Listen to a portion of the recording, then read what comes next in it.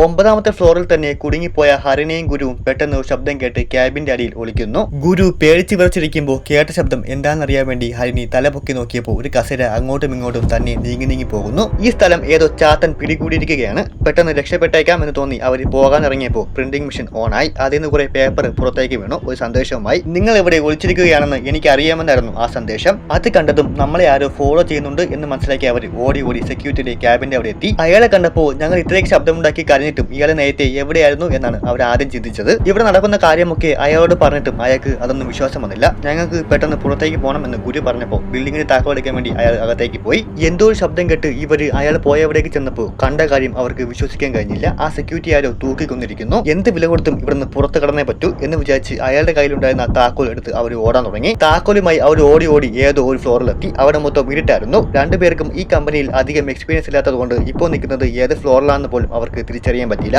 ആ ഇരുട്ടിലൂടെ കുറച്ചങ്ങോട്ട് പോയപ്പോഴത്തേക്കും അവൻ വെളിച്ചത്തിലേക്ക് എത്തി. പക്ഷേ അവൾ കൂടെ ഇല്ലായിരുന്നു. എന്നാൽ ഇത്രയും നേരം കൂടെ ഉണ്ടായിരുന്ന ഹരിണിയെ ഒറ്റയ്ക്കാക്കിയിട്ട് പോകാൻ ഗുരു തയ്യാറായിരുന്നില്ല. അവൻ തിരിച്ച് പുറകിലോട്ട് നടന്നു പോയപ്പോൾ ഹരിണി താഴേക്ക് ചാടി ആത്മഹത്യ ചെയ്യാൻ വേണ്ടി നിൽക്കുന്നത് കണ്ടു. ഇത്രയും പ്രഷറൊന്നും താങ്ങാനുള്ള കെൽപ്പ് അവക്കില്ലായിരുന്നു. അതുകൊണ്ട് ഗുരു എത്ര നിർബന്ധിച്ച് പിന്തിരിപ്പിക്കാൻ നോക്കിയിട്ടും നടന്നില്ല. ഗുരു അടുത്തേക്ക് ചെന്ന സമയത്ത് അവൾ താഴേക്ക് അങ്ങ് ചാടി കളഞ്ഞു. താൻ വീണ്ടും ഇവിടെ ഒറ്റയ്ക്കായ സങ്കടത്തിൽ ഗുരു ദേഷ്യപ്പെട്ട് ഇരിക്കുന്ന നേരത്ത് വേറൊരു കഥവ് തുറന്ന് ഹരിണി പുറത്തേക്ക് ഇറങ്ങി വന്നു. ഇതാ പ്രേതം രൂപമാറി വന്നതാണെന്ന് വിചാരിച്ച് അവൻ ബോർഡ് കിടക്കുന്ന അങ്ങോട്ടേക്ക് പോയി നോക്കിയപ്പോൾ അവർ ശരിക്കും ഹരിണി മരിച്ചു കിടക്കുന്നുണ്ടായിരുന്നു. എന്നാൽ അവൾ അടുത്തേക്ക് വന്നതും അത് അപ്രത്യക്ഷമായി. ഇനി ഇവിടെ നിൽക്കുന്നത് സേഫ് അല്ല. വേറെ ഏതെങ്കിലും ഫ്ലോറിലേക്ക് പോകാമെന്ന് കരുതി അവർ ലിഫ്റ്റിലേക്ക് കയറി. ഗ്രൗണ്ട് ഫ്ലോർ ആണ് ഞെക്കിയതെങ്കിലും എത്തിയത് എംപ്ലോയീസൊക്കെ ലഞ്ച് കഴിക്കുന്ന ഫ്ലോറിലേക്കാണ്. അവിടെ ചെന്നിട്ട് ഇതുവഴി എങ്ങാനും എക്സിറ്റ് ഉണ്ടോ എന്ന് നോക്കിയപ്പോൾ അങ്ങനെയൊന്നും അവരവിടെ കണ്ടില്ല. പേടിച്ച് അടപ്പളകി നിൽക്കുന്നുണ്ട് ഗുരു അവളെ കൊണ്ട് ഒരു സത്യം ചെയ്യിപ്പിച്ചു. എന്ത് വന്നാലും ഇവിടെ നിന്ന് ഒരുമിച്ച് ഇറങ്ങി പോകൂ എന്ന് അവൾ അത് സത്യവും വെച്ചു. പെട്ടെന്ന് അവരുണ്ടായിരുന്ന TV ഓണായി. ന്യൂസ് ചാനൽ പ്രത്യക്ഷപ്പെട്ടു. അതിൽ കാണിക്കുന്നത് 2 IT എംപ്ലോയീസിന്റെ മരണമായിരുന്നു. അത് വേറെ ആരുമല്ല, ഗുരുവും ഹരിണിയുമാണ്. അവർ മരിച്ചതായി കാണിക്കുന്നത് രാവിലെ 6 മണിക്കും. TVയിലെ ആ വാർത്ത കേട്ടപ്പോൾ എന്ത് വന്നാലും ഒരുമിച്ച് ഇവിടുന്ന് രക്ഷപ്പെടുള്ളൂ എന്ന് വാക്കുകൊടുത്ത ഹരിണി അവന്റെ അതിന് താക്കോൽ തട്ടിയെടുത്ത് ഓടാൻ തുടങ്ങി.